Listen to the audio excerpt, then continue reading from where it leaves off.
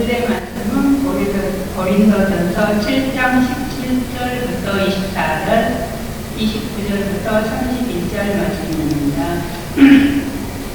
각 사람은 주님께서 나누어 주신 분수 그대로 하나님께서 부르신 처지 그대로 살아가십시오. 이것이 내가 모든 교회에서 명하는 지시입니다. 할례를 받은 몸으로 부르심을 받은 사람은 부디 그 할례 받은 흔적을 지우려고 하지 마십시오. 할례를 받지 아니한 처지에서 부르심을 받은 사람은 부디 할례를 받으려고 하지 마십시오. 할례를 받은 것이나 안 받은 것이나 그것은 문제가 아니고 하나님의 계명을 지키는 것이 중요합니다. 각 사람은 부르심을 받으면 그때의 처지에 그대로 머물러 주십시오. 노예일 때에 부르심을 받았습니까? 그런 것에 마음 쓰지 마십시오. 그러나 자유로운 몸이 될 수 있는 기회가 있으면 어떻게 힘들든지 그것을 이용하십시오. 주님 안에서 노예로서 부르심을 받은 사람은 주님께 속한 자유인입니다. 이와 같이 자유인으로서 부르심을 받은 사람은 그리스도의 노예입니다.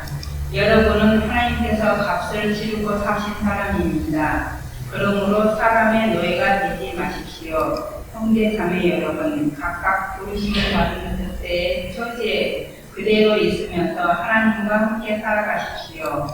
형제 자매 여러분, 내가 말하는 것은 이것입니다. 때가 얼마 남지 않았으니 이제부터는 안에 있는 사람은 없는 사람처럼 하고, 우는 사람은 울지 않는 사람처럼 하고, 기쁜 사람은 기쁘지 않는 사람처럼 하고, 무엇을 산 사람은 그것을 가지고 있지 않는 사람처럼 하고, 세상을 이용하는 사람은 그렇게 하지 않는 사람처럼 하도록 하십시오. 이 세상의 형체는 사라집니다.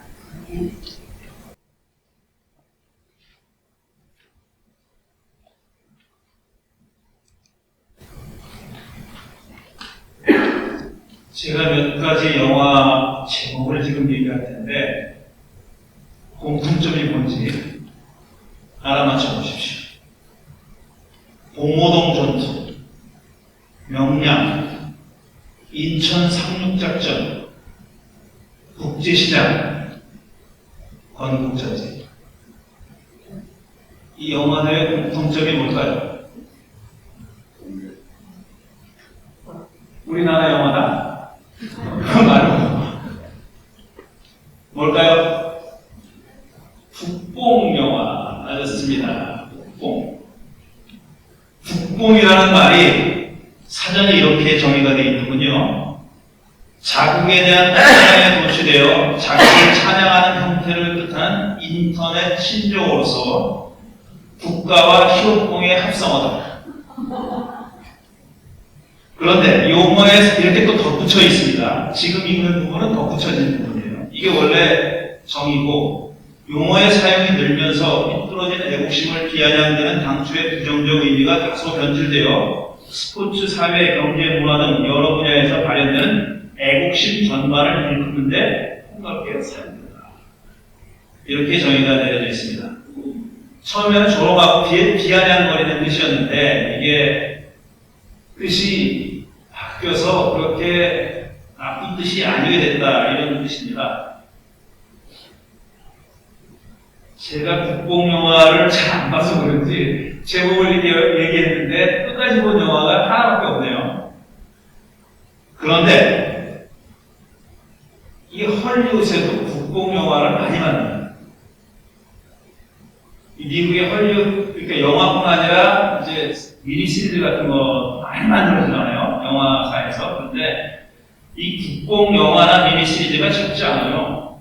특별히 중동을 배경으로 하는 전쟁이나 첩보 영화, 미니 시리즈, 이거 대부분이 국뽕입니다. 이 나라가 하는 것을 선전하는 그런 내용입니다. 그런데 이게 아주 교묘하게 잘 만들어져서 국뽕인지 모르는 경우가 있어요. 그 드라마나 영화를 만든 사람의 의도는 그건데 아주 기가 막히게 교묘하게 잘 만들어져가지고 감동을 줘요. 그래서 이게 국뽕이 아니라고 생각해요. 또 심지어는 국뽕 맞네 하고 보는데도 감동을 받아요.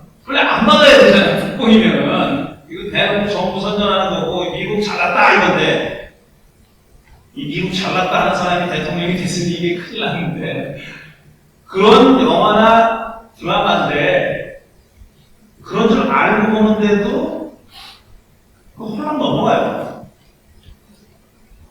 안 봐야 되나 하는 생각이 들긴 하는데 제가 최근에 본 국뽕 드라마의 일부 이야기를 제가 소개해 드리려고 합니다. 지금 말하는 사람은 아동신경외과 의사입니다. 근데 이 부인은 정보계통에서 일하는 사람, 두 사람이 나누는 대화인데 이 의사가 한 말이 자기 의과대학 동기가 아주 이태리 배우처럼 잘생긴 친구가 있는데 그 친구가 성형외과, 플라스틱 서전이 됐다는 거예요. 성형외과 의사가 됐단다. 그래서 이제 생긴 거나 뭐 이런 성격을 가지고 있는 거죠. 잘생긴 친구가 이제 성형외과 의사가 됐으니까 저는 뭐 여자 몸이나 만지면서 그거 하려고 성형외과 의사가 됐겠지라고 생각했는데 그 친구를 만나서 얘기하다 보니까 너 왜 성형외과 의사가 됐냐 그랬더니 그 의사가 나는 사람 죽는 거 보는 게 싫다 라고 얘기했대요. 그래서 성형외과 의사가 됐다. 그런데 그걸 한 10년쯤 하다 보니까 지겨워진 겁니다. 의미가 없다는 생각도 하게 됐고 지겨워져서 자리를 옮겼는데 그건 재건 의사, 그러니까 큰 사고를 당해서 화재를 당하거나 아니면 사고를 당해가지고 몸이 많이 망가진 사람의 몸을 재건하는 그런 의사가 됐다는 거예요. 뭐 성형 의사였으니까 성형 의사였으니까 그거 할 수 있는 거죠. 그래서 그 일을 지금 하고 오랫동안 했는데 어느 날 이 10몇 살 된 아이가 자동차에서 내가 잘못 끌려가지고 질질 끌려갔대요. 100m를 끌려가가지고 병원에 왔대요. 이게 머리부터 떨어지는 바람에 얼굴이 다 쓰잖아. 그런 상태에서 병원에 왔다는 거예요. 자기도 수술을 했대요. 수술을 하다가 죽었다네요. 그 드라마 얘기하는 거예요. 수술하다가 죽었대요. 그래가지고 야 이것도 못하겠구나. 못하겠구나 그래가지고 어디로 갔느냐 하면 의과 대학을 가서 해부학을 가르치는 교수가 됐습니다. 그 얘기를 자기 와이프한테 하는 거예요. 그 와이프는 부인은 이제 엄청난 작전을 수행하고 돌아왔어요. 근데 그 사람이 하는 작전은 죽이는 거예요. 테러리스트를 죽이는 거예요. 근데 힘들게 집에 왔는데 그게 집안은 엉망이에요. 이 사람 엄마가 나가면 몇 달 동안 안 들어오는 겁니다. 그러니까 아버지가 자기도 바쁜 솔로전인데 수술하는 의사인데 아이 둘을 키우고 있는 거예요. 근데 큰 아이는 이제 사춘기야. 게다가 뭐 이런 집인데 그 얘기를 해요. 그 의사가 자기는 그렇게 그냥 날라리로 본 자기 친구가 그런 일을 겪으면서 이 사람한테 아동 이 외과 의사한테 하는 얘기가 야 너는 어떻게 견디냐 이렇게 물어요. 근데 이 외과 의사가 하는 일은 자기가 수술한 환자의 반은 17살 되기 전에 죽는다는 거예요. 그리고 그 날도 그 얘기를 하는 날도 이 어린 아이가 10몇 살 된 어린 아이의 뇌에 이만한 직경이고 7.몇 cm가 되는 튜머가 발견됐어요. 손도 못 대요. 손도 못 대는 상황입니다. 그래서 그 엄마 아빠한테 그 얘기를 해야 되는데 의사들이 그런 얘기 할 때 의사들이 다 도망갑니다. 같이 가자 그러면 안 간다는 거예요. 이 자기 말해줘야 될 책임이 있는 의사가 얘기하면 같이 가자 근데 안 가는 거예요. 난 못 가다 보니. 그래서 간호원이 자기가 이제 자원했어요. 선생님 제가 같이 가겠습니다. 같이 갔어요. 그래서 얘기를 하는 겁니다. 이 튜머가 발견됐습니다. 이만한 tum입니다. 그러니까 이제 엄마 아빠 물어보는 거죠. 어떻게 치료하실 겁니까? 치료하는 방법이 없습니다. 그럼 어떻게 됩니까? 우리 아이가 죽습니까? 예, 죽습니다. 얼마나 삽니까? 2, 3개월 삽니다. 그냥 아버지가 그 이사 멱살을 주먹을 놔요. 되게 얻어맞습니다. 네가 의사하고 저렇게 할 말이냐? 그리고 얻어맞고 들어왔어요. 그래서 부인 앞에 여기가 이렇게 도 있어요. 그 얘기를 하는 거예요. 그러면서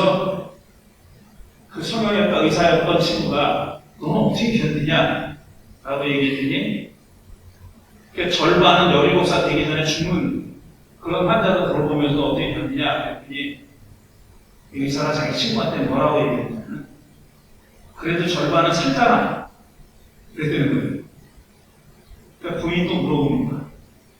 당신 정말 물어봅니다. 당신 정말 그렇게 믿고 가요?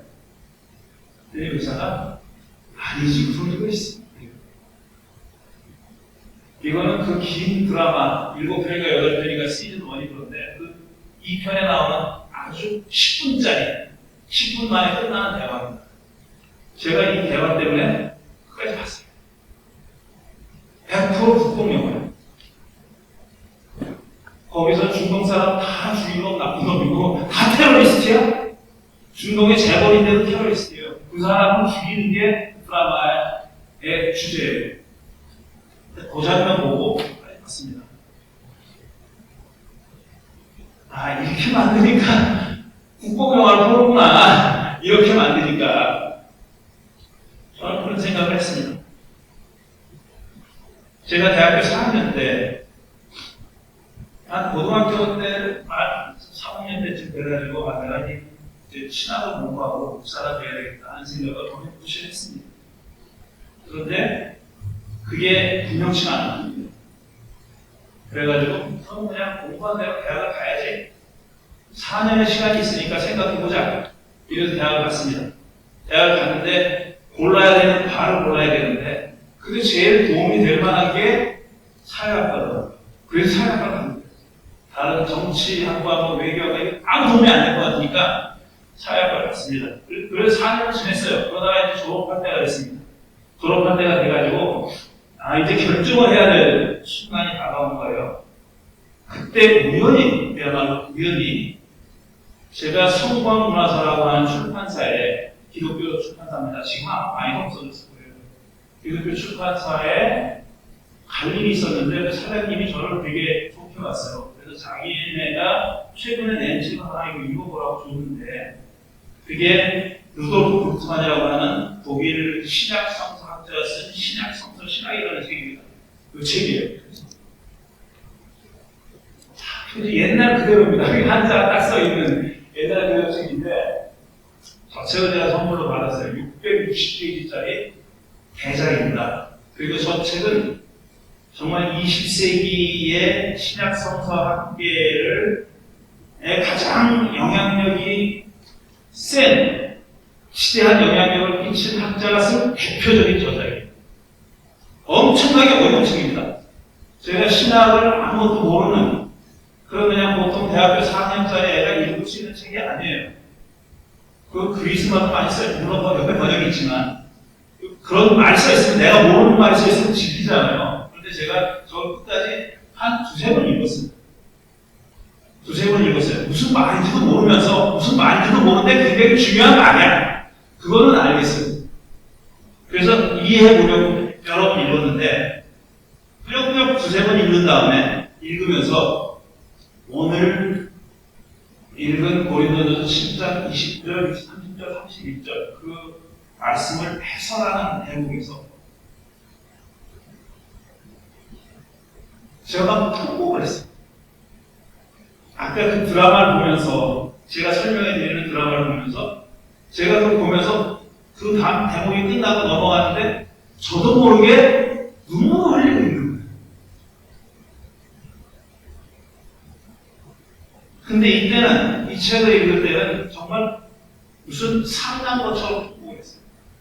지금 생각해보니까 30여 년 전 지났는데 30년이 뭡니까? 40년 가까이 40년 정도 지났는데 왜 울었는지 모르겠어요. 근데 분명히 기억하는 거는 고린도서 7장 이 말씀을 해설하는 대목이었습니다. 형제자매 여러분, 내가 말하려는 것은 이것입니다. 때가 얼마 남지 않았으니 이제부터는 안에 있는 사람은 없는 사람처럼 하고 우는 사람은 울지 않는 사람처럼 하고 기쁜 사람은 기쁘지 않은 사람처럼 하고 무엇을 산 사람은 구입한 사람은 무엇을 가지고 있지 않은 사람처럼 하고 세상을 이용하는 사람은 그렇게 하지 않는 사람처럼 하도록 하십시오. 이 세상에 넘치는 사람입니다. 이 구절, 이 석절, 이 3절인데 이게 무슨 뜻인지 아시겠어요, 여러분? 전 지금도 모르겠어요. 뭐 어떻게 하라는 건지 모르겠어요. 있는데 어떻게 없는 거죠? 내가 샀는데 어떻게 안 산 것처럼 하나? 아내가 있는데 없는 것처럼 하면 아내가 좋아할까? 이게 우리 얘기는 아니죠, 적어도. 그런데 왠지 모르게 그랬던 겁니다. 너무나도 또래 지켰네. 어딘지도 기억하고, 내가 어디서 이걸 읽다가 그렇게 구걸하게 됐는지도 기억하고. 학자들은 이 얘기를 왜 바울이 이렇게 얘기했냐면, 바울과 그 시대에 살았던 그리스도인들은 이제 곧 세상이 끝난다, 종말이 곧 온다 라고 그렇게 믿었어요. 그건 사실입니다. 그렇게 써 있으니까. 바울뿐 아니라 다른 신약성서의 저자들이 남긴 문서들도 그렇게 기록되어 있으니까 그렇게 믿는 것은 확실합니다. 곧 온다. 예수님도 예수님 생전에 그런 날이 올 거라고 말씀하신 적도 있습니다. 그러니까 분명히 그랬던 것 같아요. 그렇게 믿었으니까 이렇게 살 수 있고 살아도 된다라고 그렇게 해석합니다. 자기가 천수를 다 누리고 죽을 거라고 예상했으면 이렇게 안 했을 거다. 있는데 없는 것처럼 어떻게 사냐. 천수를 다 누리고 70, 80대 가지고 그때 죽을 거다 생각했으면은 이렇게 얘기 안 했을 거다. 분명히 곧 그 곳이 언제인지 모르지만 곧 이제 이게 세상이 형체가 사라진다 그랬습니다. 형체가 사라지는 때가 오는데 지금 너 아내가 있는 게 무슨 소용이냐, 뭘 많이 가지고 있는 게 무슨 소용이겠느냐, 이런 뜻으로 얘기했다. 굉장히 합리적인 해석이에요. 맞는 말이죠. 그래서 그렇게 해석해 왔습니다. 아직까지. 그런데 아까 제가 소개한 책의 그 북두환이라는 사람이 이런 이야기를 다르게 해석하기 시작합니다. 이거는 기리로서의 시간이 끝나는 그 얘기를 하는 게 아니다. 이 기리로서의 시간이 10년이 될지 20년이 될지 모르지만 언젠가는 끝나는데 20년이 될까 하더라도 20년이 된다 하더라도 20년 동안 내가 살다가 끝내는 게 확실하다면 내가 뭘 가지고 있는 게 무슨 소리야? 이게 무슨 의미야? 그 재산을 축적하는 게 무슨 의미고 땅 사는 게 무슨 의미겠느냐, 이런 뜻이라고 해석을 했는데 하지만 그게 아니라고 해석했어요. 뭐라고 해석했냐면 이거는 그렇게 늘려서 몇 달처럼 늘려서 늘어나는 시간 얘기하는 게 아니라 수평적인 시간 얘기하는 게 아니라 수직적인 시간을 얘기합니다. 근데 참으로 고맙게도 그리스말에는 두 시간이라는 단어가 두 가지가 있는데 둘을 구별합니다. 하나는 크로노스는 역할처럼 늘리는 시간, 길이로서의 시간, 수평적인 시간. 근데 크로노스라는 건 어떤 결정적인 사건이 일어나는 순간입니다. 바울은 예수의 십자가 사건과 부활이 바로 그 카이로스적인 시간이다, 메시아적인 사건이다. 그 사건이 이 역사의 의미를 바꾸고 삶의 의미를 바꿔놨다라는 겁니다. 예수님의 표현대로 하면 하나님 나라가 왔다. 그러니까 회개하고 구원을 믿어라. 근데 그 왔다라고 하나님 나라는, 왔다라고 하셨던 하나님 나라는 어떤 사람에게는 왔지만 또 다른 사람에게는 아직도 안 왔습니다. 그렇죠. 그거는 실존적인 시간이에요. 또 객관적인 시간이 아니라 실존적인 시간이고 내가 경험하는 시간입니다. 내가 어떤 사건을 경험했는데, 그러니까 저로서는 그 책을 읽고 품목했던 시간이 될 수도 있고, 그것보다 더 어렸을 때, 제가 고등학교 2학년 때 세례를 받았을 때일 수도 있고, 아니면 지금 이 국뽕 드라마를 보고 그 의사와 부인이 얘기하는 걸, 대화하는 것을 보는 그 순간일 수도 있어요. 그러니까 나의 삶을 질적으로 다르게 만들어주는 순간, 그런 순간을 얘기하는 거다. 그렇게 생각하는 겁니다. 그래서 바울은 그런 순간을 염두에 두고, 그런 시간을 염두에 두고 얘기하는 겁니다. 할례를 받은 몸으로 부르심을 받았으면 할례 흔적을 지우려 하지 말아라. 실제로 그리스 로마 시대의 유대인들은 할례 흔적을 지우려 했던 사람들이 많습니다. 왜냐하면 그때 남자는 스포츠라는 모든 게 빨리 먹고 했단 말이에요. 그래서 빨리 먹고 하니까 자기가 할례를 받았던 흔적이 다 보이는 거예요. 그걸 수치스럽게 생각했어요. 수치스럽게 생각하는 사람들이 있었습니다. 그런데 그걸 혼자로 어떻게 지으려고 했는지 몰라도 지으려고 했다는 거예요. 그렇게 하지 말라는 거예요. 그리고 할례를 받지 않은 사람은 굳이 받으려고 하지 말아라. 그렇게 얘기합니다. 그럴 수 있죠. 그건 뭐 대수로운 일이 아니니까. 그런데 그 다음에 종으로 사느냐 자유인으로 사느냐는 다른 문제죠. 그건 할례 여부 따위와는 비교할 수 없이 다른 문제죠. 또 한 사람의 생애 전체를 좌우하는 결정적인 일이지 않습니까? 그런데 그 종으로 사느냐 자유인으로 사느냐에 대해서 바울도 이렇게 얘기해요. 각 사람은 부르심을 받은 때의 처지에 그대로 머물러 있으십시오. 할례 얘기랑 똑같은 얘기입니다. 노예에게 돈을 받았으면 거기 마음 쓰지 말라는 얘기입니다. 그래 믿으라고. 어떻게 그럴 수 있을까? 이게 그렇게 말처럼 쉬운가? 그렇다고 칩시다. 마음 쓰지 말랍니다. 그런데 여기서 그치지 않아요. 바울. 그냥 그대로 살아라 이렇게 얘기하지 거기 그치지 않고 그러나 자유로운 몸이 될 수 있는 기회가 있으면 그렇게 해서 어떻게 해서든지 그걸 이용하십시오. 자유로운 몸이 될 수 있는 기회가 있으면 이용한다. 그때 사회에서 자유로운 몸이 될 수 있는 기회라는 것은 노예 주인이 종을 해감시켜주는 것밖에 없어요. 돈으로 자유된 시기를 사기가 어렵습니다. 워낙에 대부분의 종들은 돈이 없으니까. 돈이 어디 있어요? 월급 갖고 하는 게 아닌데. 그러니까 종이 자비를 베풀어가지고 너 이제 해방됐어. 그리고 문서를 없애버릴 때, 종의 문서를 없애버릴 때 자유인이 되는 겁니다. 그 얘기를 하는 건가? 그러면 자유로운 몸이 될 수 있는 기회라는 게 그걸 가지고 건가? 아닐 수도 있다는 생각이 들게 만드는 얘기를 그 다음에 합니다. 주님 안에서 노예로서 부르심을 받은 사람은 주님께 속한 자유인입니다. 주님 안에서 노예로 부르심을 받은 사람은 주님께 속한 자유인입니다. 그리고 또 반대로 그와 같이 자유인으로서 부르심을 받은 사람은 그리스도의 노예입니다. 자유인이었던 사람은 노예고 노예였던 사람은 자유인이에요. 근데 거기 누가 들어가느냐? 주님이 들어가요.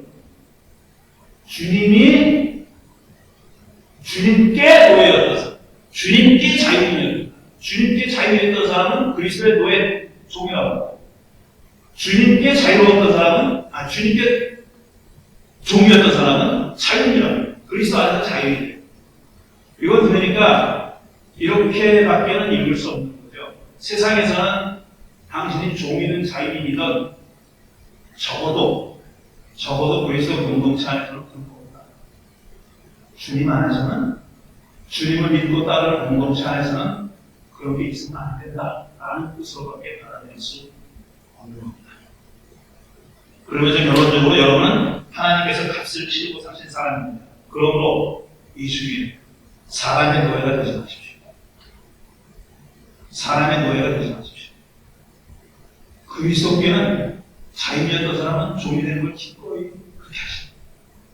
그리고 종이었던 사람은 당신이 종이 아니라 자유인이라는 것을 기꺼이 받아들이시라 이렇게 얘기합니다. 그 다음에 이어진 얘기가 바로 29절부터 32절까지 제가 충격을 받았던 거예요. 이 말이 무슨 뜻인가? 제게 엄청난 충격으로 다가왔는데 아쉽게도 저 책을 어떤 사람이 집어왔는지 없어요. 집에. 그렇게 숨쳐놓고 메모해놓고 제가 그런 거 안 하거든요. 옛날에 했습니다. 그렇게 메모해놓고 물음표 찍어놓고 이게 뭔 말이냐고 다 적어놓은 그 책을 누가 집어가서 없어요. 분명히 갖고 왔는데. 그래서 제가 왜 감개무량했는지 기억을 못합니다. 어쨌든 아내나 남편에 집착하지 말고 살라는 뜻인가? 집착을 버려라 이런 뜻인가? 불교에서 얘기하듯이 모든 고뇌의 근원은 집착이다. 그러니까 집착을 버려라. 매우 중요한 가르침이에요. 저는 100% 동의합니다. 집착을 끊어라. 그게 네가 고뇌 없이 고통 없이 살 수 있는 길이다. 맞습니다. 다 맞는데 그거는 나 자신만을 이야기죠. 내가 평화롭게 살기 위해서 내가 집착을 끊으라는 얘기예요. 그런 뜻이잖아요. 그건 부인할 수 없는 사실이에요. 불교에서 그 얘기를 했을 때는 그런 사람들이 많이 모이면 사회가 달라질 수 있죠. 물론. 그런데 불교에서 집착을 끊으라는 얘기는 내가 괴로우니까, 하나님 집착을 끊으라는 얘기입니다. 그런 뜻이죠. 근데 바울이 이렇게 얘기했을 때는 그런 개인의 지금 마음의 평화 이런 걸 얘기하는 게 아니에요. 지금 바울이 얘기하는 거는 자 마지막 날이 언제가 됐든지 간에 그때의 삶을 충만하게 살아가는 거예요. 그게 메시지예요. 그게 곧 오니까 지금 다 헛거야. 다 쓸데없어. 집 가지고 있는 사람 팔어. 땅 가지고 있는 사람 팔어. 당신이 가지고 있는 다 가난한 사람들 위해 나눠줘. 왜? 금방 끝나니까. 이런 얘기가 아니라고요.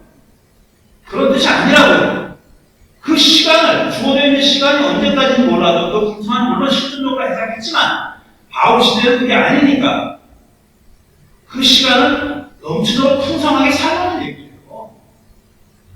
그러니까 있는 사람은 없는 것처럼 살아라는 얘기예요. 곧 끝나니까 모든 게 다 헛되니까 버려라 이 소리가 아니라 지금 언제 1분이 될 수도 있고 10년이 될 수도 있고 10분이 될 수도 있는 그 시간을 충만하게 넘치게 생명 넘치게 살기 위해서 없는 것처럼 얘기입니다. 그게 무슨 뜻이냐? 그게 나오죠. 지금 벌써 시간을 너무 많이 썼습니다. 미리 경고합니다. 대답은 네가 가지고 있느냐? 없어요. 그게 없으면 제가 있으면 이유가 있겠습니까? 없습니다. 없는데 뭐라도 해보려고 지금 발버둥 치는 겁니다. 저는 여러분이 저와 같은 발버둥을 언젠가는 쳤을 거라고 생각합니다. 또 언젠가는 칠 거라고 생각합니다. 또 지금의 그때일 수도 있다고 생각하고 이렇게 안 되는 얘기를 하죠. 어쨌든 오늘은 이것이 할 거 없습니다. 다음 주에 계속 얘기하겠습니다. 예수님이 하나님 나라가 가까이 왔다. 이제 회개하고 복음을 들어갔어요. 그 나라 여러분에게 왔습니다. 아니 여러분에게 그 나라가 오지 않았다면 하나님 나라를 아직도 기다려야 합니다. 만약 그 나라가 여러분에게 이미 와 있다면 그걸